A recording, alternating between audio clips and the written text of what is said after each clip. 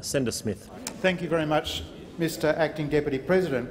I rise today to speak on an issue that is not a happy one, but nonetheless has to be faced up to by the nation, by this parliament, by state parliaments and communities at every level.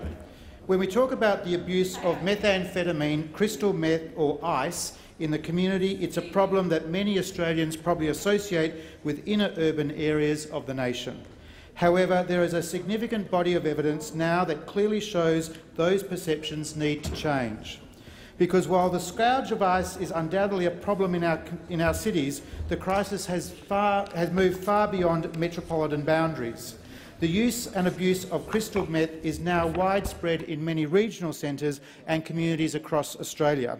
In many respects, the impact of meth is felt even more keenly in regional communities than in our cities, because these regional areas in many cases do not have compatible law enforcement resources or treatment options for drug addiction that may be available to those in more populated areas. Worse still, those who profit from the sale and supply of these drugs are openly exploiting this fact and flooding some regional communities, including Indigenous communities, with crystal meth. This cynical exploitation of regional communities is perhaps one reason why the use of ice is growing so rapidly. Precise estimates vary from study to study, but several indicate increases in the use of ice by Australians of around 10% nationwide over the last 3 years. Research suggests that around 350,000 Australians smoked, snorted or injected crystal meth over the past 12 months. Now, that would be an alarming statistic for any drug, but when we are talking about a drug so insidious, one that wrecks relationships, careers, families and entire lives, it's clear that we are dealing with an epidemic. As I've noted a moment ago, no Australian is beyond the reach of this drug. It is time for us to stop thinking of ice as a drug abused only by those down-and-out types squatting in derelict buildings in city centres. This is happening in the cities, in the suburbs and increasingly across rural communities. Just last month, the extent of what is happening was highlighted in a confronting edition of the television program Four Corners, which examined what is happening in several small regional communities in Victoria and Tasmania. But there is no reason to think that what was shown is restricted to those two jurisdictions. This program could just as easily have been filmed in some of Western Australia's regional communities. Indeed, the prevalence of ice in Indigenous communities is, to my mind, one of the epidemic's most alarming aspects. Professor Marcia Langton, a respected Indigenous leader who has done extensive work in some of Western Australia's Indigenous communities, along with Andrew Forrest, had this to say in the Australian newspaper. We heard many reports of ice or methamphetamines in remote communities. There is a youth epidemic of amphetamine use and there are organised drug-dealing syndicates that have a network of distributors in Aboriginal communities who market drugs. This will destroy a generation of Aboriginal youth. This is affecting the ability of young people to get into training. The extent of this situation was driven home for me by another very powerful piece in The Australian which focused on Port Hedland in the Pilbara region of my own state of Western Australia. It struck a particular chord with me because Port Hedland was where I grew up, where my father served as a local policeman. Of course, Port Hedland was a very different place then in many respects. Gone now is the sleepy, innocent atmosphere as the strength of WA's mining and resources sector has taken over in recent years and transformed the town and its neighbouring communities. There's much to celebrate in that fact, but at the same time we can't ignore the fact that there have been some significant and serious downsides. On the 8th of October, the Australian's Paige Taylor related the story of Alfred Barker, an Indigenous elder in Port Hedland. Many years ago, in finding a constructive way to deal with a personal tragedy, Mr Barker helped to renovate an abandoned property in Edgar Street, Port Hedland, and turned it into a sobering up-shelter, a place where Indigenous people could go to get themselves back on track. However, Mr Barker despairs at the current situation in relation to the prevalence of methamphetamine in the local community and feels his shelter is powerless to assist. These are his words. You can't build a shelter from those drugs, no shelter from that stuff. They go downhill quick on that. The tale he tells is a familiar one. Although well-paid miners may have been the original target market for meth pushers in the Pilbara, suppliers have broadened their sights and now target a far wider population that includes some of the region's poorest people, including Indigenous people.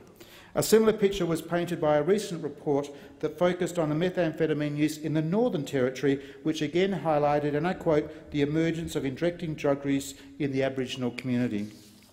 It is clear that methamphetamine is not a drug that respects geographic boundaries, race or socio-economic status, and its impacts are devastating. One of the recovering addicts featured in the recent Four Corners episode, identified as Ethan, said that the year he spent addicted to crystal meth turned him into a monster.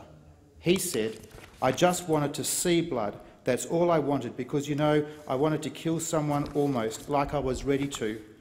The account is confirmed by Ethan's mother, who described her son this way. And his mouth opened like a furnace, and he looked like he could have lifted the house up. His rage was so immense. This is perhaps the most terrifying aspect of the ice epidemic, because this isn't a drug that people necessarily take and then stay at home until the effects wear off. Ice users are walking the streets, driving cars, interacting with people, going about their day-to-day lives. The effects of the drug make their behaviour difficult to predict, and they can suddenly turn irrational and violent. Then there are the flow-on impacts, which are especially pronounced in regional communities. An increase in methamphetamine abuse invariably leads to increasing instances of robbery and theft, as users seek ways to fund their addiction. Then there are the increasing instances of violence and assault, as people high on crystal meth lose all sense of rationality and lash out. One police superintendent from regional Victoria told Four Corners that ice is probably our biggest driver of crime. Perhaps the most terrifying aspect of the entire ice explosion in Australia is the age of its victims. This was brought home to me in sharp relief just yesterday in this Senate, as it happens during a Senate Select Committee hearing.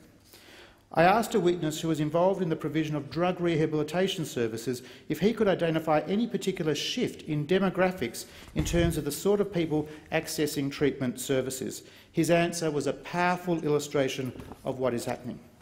He said, 10 weeks ago we organised a football game, AA, Alcoholics Anonymous, versus NA, Narcotics Anonymous. The NA boys won, by the way, he said. The thing I saw was that NA, Narcotics Anonymous demographic, has altered massively, and this is the important point. They are now 18, 19, 20 and 22-year-olds, young people getting clean from ice and methamphetamine.